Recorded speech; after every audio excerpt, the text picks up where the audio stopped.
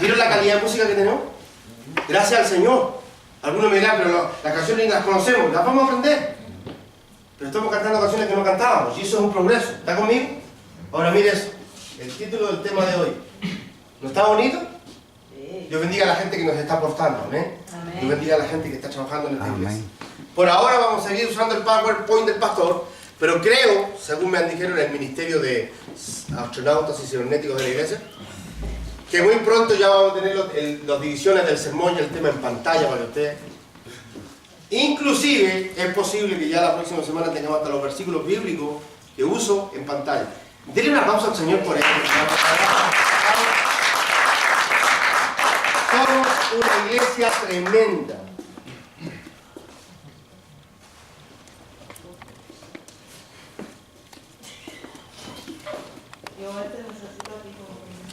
De verdad.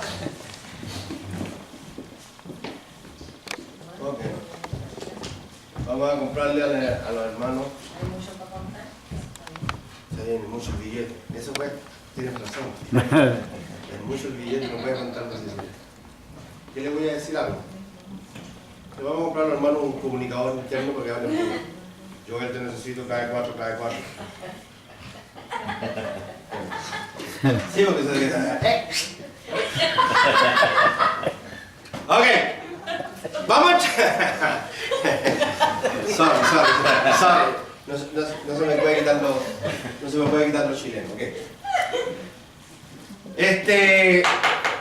Vamos a estar algunos domingos hablando de un asunto que es tremendamente importante, más que un sermón, porque no es un sermón, es un tema de estudio bíblico. Necesito educar a mi iglesia lo mejor que pueda, para que donde vaya usted sepa discernir si la iglesia a la que entró de visita o lo que esté escuchando al predicador o el predicador de la televisión o el evangelista está en la palabra y está en lo correcto. Vamos a estar un tiempo hablando de doctrinas. Diga doctrinas. Doctrinas. Amén. Usted sabe que la mayor razón por las divisiones que hay entre las iglesias cristianas, entre las congregaciones cristianas, la razón fundamental de las divisiones son las doctrinas.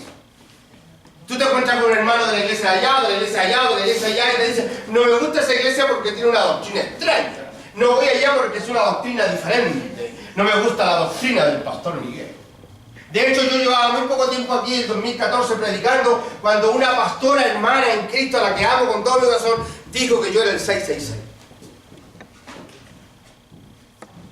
Porque mis doctrinas son extrañas. Y entonces, la pregunta sería: ¿cómo identificar una buena doctrina? ¿Y qué tan importante es conocer las doctrinas? Escúcheme, alguien dijo hace poco, lo escribió en Facebook, a propósito de Facebook, ¿cuántos ya vieron el tema que traté del diezmo en Facebook? Levanten la mano los que vieron el tema del diezmo en Facebook. Mira allá atrás, ni una mano. Yo. Te lo obligué. Me gusta su querido. De lo único que se preocuparon al reloj. El diezmo es negocio, mira el reloj al pastor. Ajá. Bueno, pero el reloj más feo que tengo porque el día caro es. Ahora, me preocupa que la gente... ¿Sabe cuánta gente ha visto hasta hoy en la mañana? Casi 3.000 personas. Soy un youtuber. No, porque está en Facebook, ¿no? Ayer recién lo pusieron un pastor de Chile me llamó, estaba con Nani y yo comiendo cuando me llamó: déjame subirlo a la página mía en YouTube, por favor, que todo el mundo tiene que ver eso. Bueno, el punto es que cuando usted vea que ahí el pastor puso un video, aunque sea de 15 o 10 minutos, usted tiene que verlo. Porque usted es la primera persona en enterarse en qué creemos aquí. Amén. ¿Cómo es posible que la gente que vive en Rusia esté viendo mi video y sepa lo que el pastor Miguel cree del diezmo y que usted no? Me miran con cara. ¡Ah, no! ¿Ah? No, es que el coquito que me dio anoche me tiene a mí, pero... Bueno, vamos a hablar de doctrina. Alguien dijo hace un tiempo atrás, en YouTube puso la frase: yo fui salvo por un hombre, no por una doctrina. Y es verdad. Usted fue salvo por Cristo, no por una doctrina. Usted fue salvo por un hombre llamado Jesús, no por una doctrina. El problema radica que para entender correctamente cómo opera la salvación, ¿Por qué Cristo tuvo que hacerse hombre? ¿Por qué tuvo que morir? ¿Cuánto tiempo dura mi salvación? ¿Cuánto corre el riesgo de perder mi salvación? ¿Qué tengo que hacer yo para ser salvo? Hay que entender la doctrina de la salvación. Por eso que nos encontramos con hermanos de otras iglesias que piensan diferente a nosotros con respecto a la salvación. De hecho, aquí una vez yo estaba en un estudio bíblico haciendo clase, había un matrimonio que había venido 2 o 3 veces, puertorriqueños por supuesto. Y después de 3 o 4 domingos de estar viendo clase, de repente yo digo algo en la clase y ella me dice, disculpe, ¿usted es salvo, siempre salvo? Y yo le digo, ¿y? Se fue. Porque hay gente que ha entendido que una persona que cree que la salvación no se pierde es un cristiano que vive pecando, total no se va a perder. Pero no es lo que yo enseño. Entonces, antes de hacer un juicio de valores con respecto a un predicador, yo tengo que saber cuáles son sus doctrinas. ¿Está acá? Muchos de ustedes algún día se van a mover de aquí. Se van a ir. El hermano Carlos está a punto de ser contratado por el Real Madrid para jugar al lado de los grandes jugadores. Y él va a tener que buscar una iglesia donde congregarse. ¿Cómo puedo hacer yo para saber que a la iglesia que voy es una buena iglesia? No es como cantan. No es como hacen el culto. Es como predican. Amén. Es la doctrina lo importante. Yo no soy salvo por una doctrina, pero no voy a entender la salvación si no conozco la doctrina del pecado, la doctrina de la salvación, la doctrina de Cristo, la doctrina de la eternidad, la doctrina del culto. Fíjate qué importante es la doctrina del culto. Dime qué cantas y te diré qué crees. Quedé impresionado con las canciones de Dios. Absolutamente cristocéntricas y absolutamente bíblicas. Amén. Pero tenemos otras canciones que son mucho más contagiosas, mucho más atractivas y que las cantamos con una pasión y no son bíblicas. Y levantamos la mano, ven, ven, Espíritu Santo, ven, ven. Pero si ya vino, no siga pidiendo que venga, no sea payaso. Una canción antibíblica, es decir, Espíritu Santo ven, es antibíblico. Sáqueme esa canción de la parrilla, que yo la escucho aquí en la iglesia que pasa. Entonces, es importante conocer las doctrinas. La gente cuando llega a la iglesia escucha, y lo que escucha aprende, y lo que aprende cree. Nadie llega a la iglesia cuestionando. Nadie llega a la iglesia diciendo, a ver, ¿es eso que está predicando? No, la gente cuando viene por primera vez a la iglesia cree que el pastor lo que está enseñando es lo correcto. Ese es su pastor y va a creer. Si le enseño mal, así va a creer por mucho tiempo. El problema es que esa persona después se encuentra con otra persona que sabe más, le corrige y entonces empiezan las confusiones. De hecho, hay gente aquí que ha llegado de otra iglesia, que han sido formados en otra iglesia, a congregarse conmigo y han sufrido al principio. Porque nada de lo que yo digo se parece a lo que escucharon antes. Entonces no saben si los de antes estaban equivocados o yo soy el equivocado. Pero quiero que sepa que yo jamás me equivoco. No, si también me equivoco. Pero lo disimulo. Entonces, partamos por acá. ¿Cómo se define una doctrina? Doctrina, voy a poner la palabra, pues ya está ya. Doctrina bíblica es una enseñanza por la cual un cristiano rige sus vidas. Doctrina bíblica es una enseñanza por la cual un cristiano rige sus vidas. Es decir, la relación que tengo con Dios y la relación que tengo con su palabra tiene estrecha relación con la enseñanza o doctrina que estoy aprendiendo. Si en la iglesia que estoy no me enseñan la importancia de orar, a propósito que ya viene un curso de oración tremendo que vamos a tener acá, ¿cómo vamos a tener una buena relación con Dios si no hemos entendido la doctrina de adorar, de orar, de estar en intimidad con Dios? Entonces, la relación que tengo con Dios y su palabra tiene estrecha relación a qué es lo que estoy viviendo, qué es lo que me están enseñando. Yo vivo el cristianismo de acuerdo a lo que me enseñan en mi iglesia. Entonces hay iglesias donde, por ejemplo, lo más fundamental es el exterior. Están muy preocupados de tu exterior.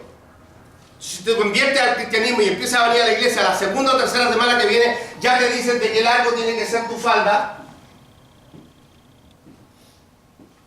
Ya te dicen que si eres varón no puedes usar aretes.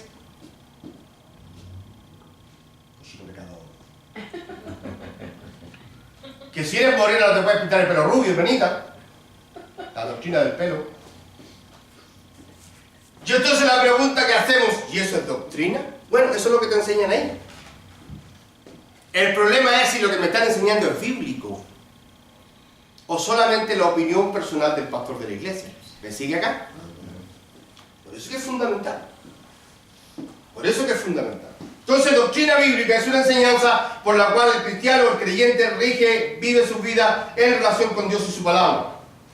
Entonces ahora vamos a explicar algo que a algunos de ustedes les puede volar la cabeza. Las doctrinas no vienen de Dios. Las doctrinas no vienen de Dios. No hay ningún pasaje en toda la Biblia donde Dios diga esta va a ser la doctrina del Espíritu Santo, esta va a ser la doctrina del culto, esta va a ser la doctrina de la salvación, esta va a ser la doctrina... No hay. No hay. No hay en la Biblia. Las doctrinas nacen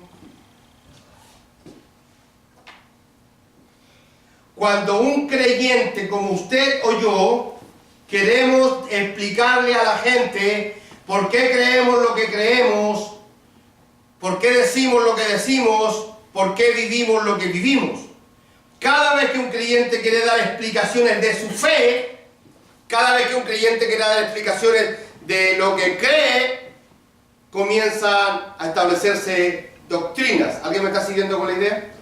Voy a citar el libro de los Hechos, capítulo 2.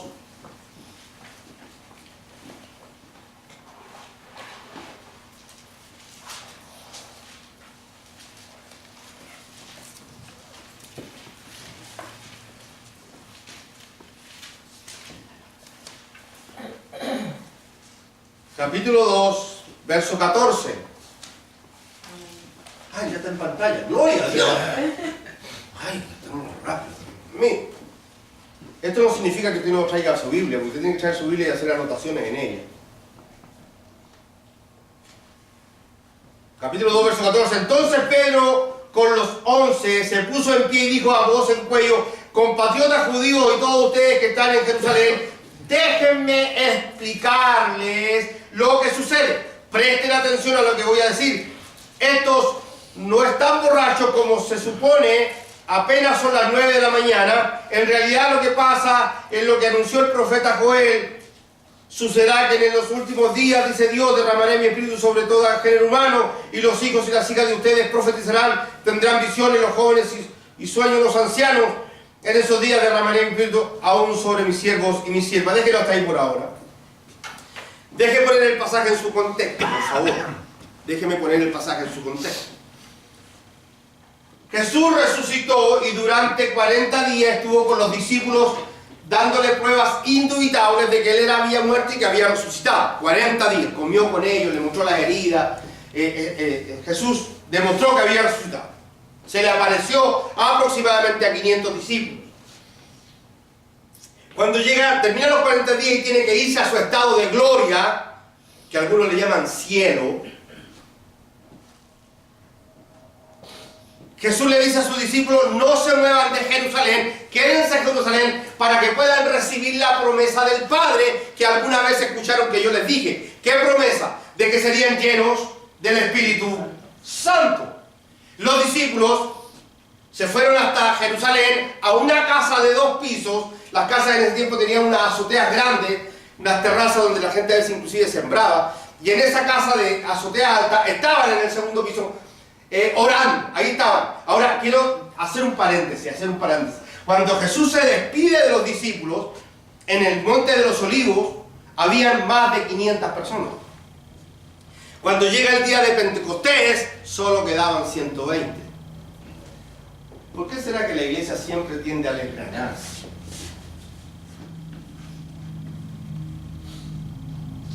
Algún día voy a explicar por qué la iglesia se desgrana. Y entonces, estaban en la casa del segundo piso de Jerusalén, esperando la venida del Espíritu Santo el día de Pentecostés.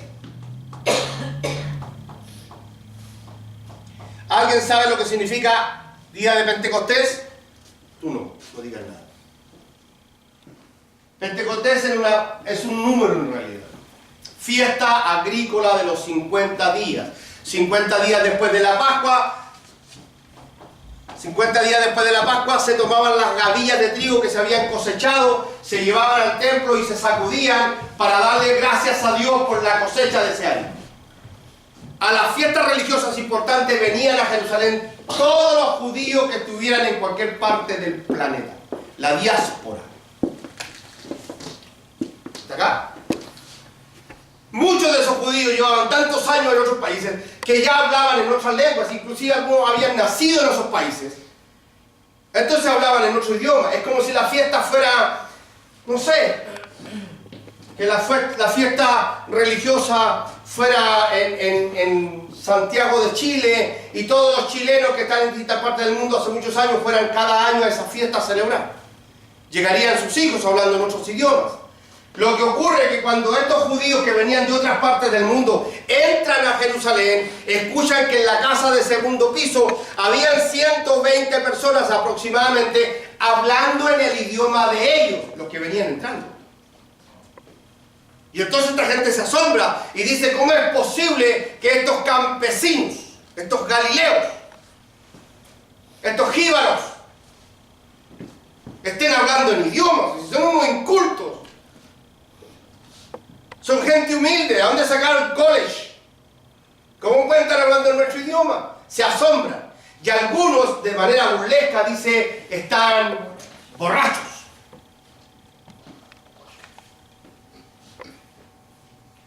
Y entonces, de ahí, ojo con las doctrinas, de ahí algunos payasos inventaron la famosa borrachera espiritual. Por eso que en alguna iglesia la gente tiene que moverse así, cuando el espíritu te emborracha. ¿De dónde sacaron esa payasada? De ese versículo. Pero ustedes tienen que entender que los que dijeron que estaban borrachos no eran los cristianos, sino los mundanos. Amén. Así que no podemos hacer doctrina de eso. Y entonces, cuando esta gente se pone a decir de que están borrachos, que por eso hablan en otros idiomas, ojo, ojo, listen to me. No estaban hablando en lenguas angelicales, no estaban hablando en lenguas extrañas, estaban hablando idiomas. No estaban diciendo racapupa, saca la bazuca, rompe la rábana, la saba. No, estaban hablando en idiomas. Amén.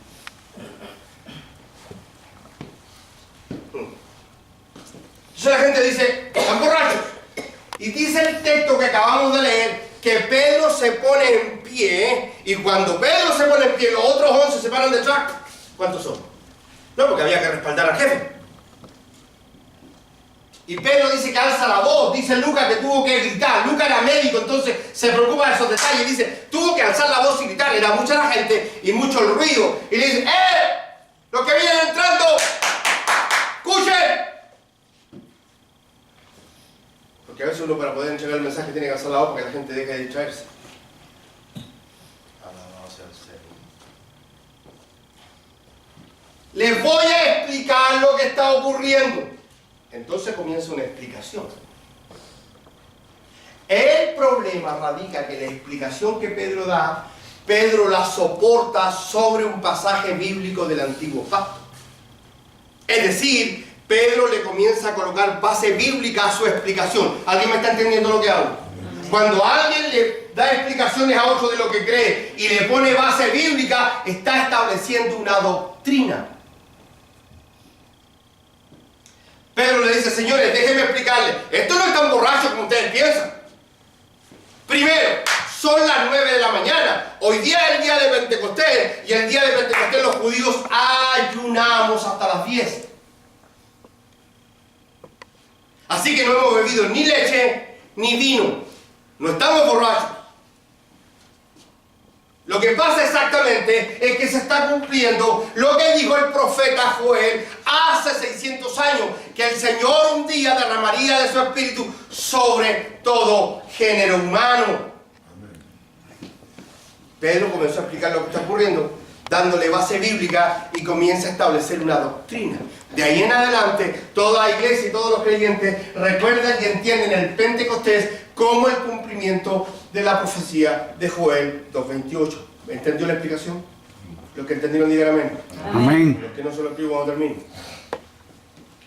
Cada vez que un cristiano explica lo que hace, por qué cree lo que cree, establece una doctrina. Fíjese, déjeme poner un ejemplo.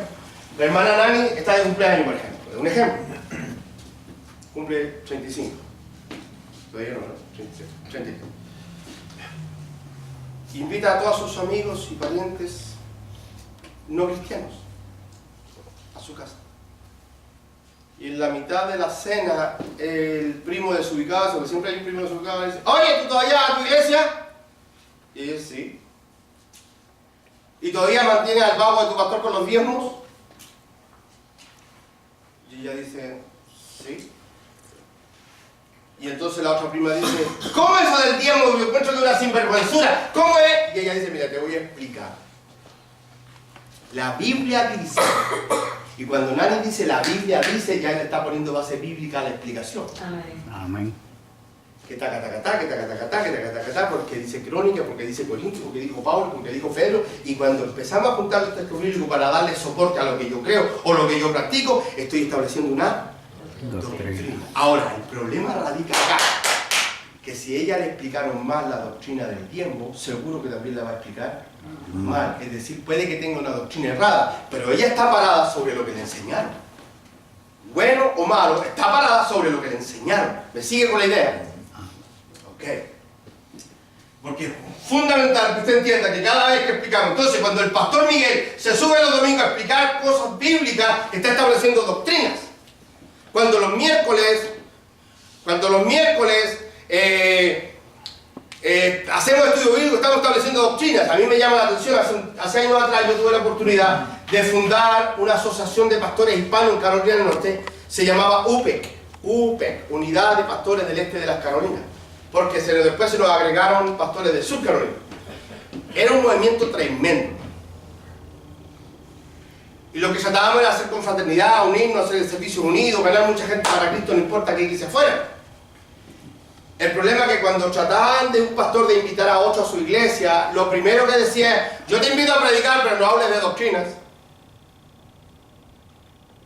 Si usted quiere ir a mi iglesia a predicar, bienvenido, pero no toque ninguna doctrina. O sea, no se meta con la parte importante de mi iglesia.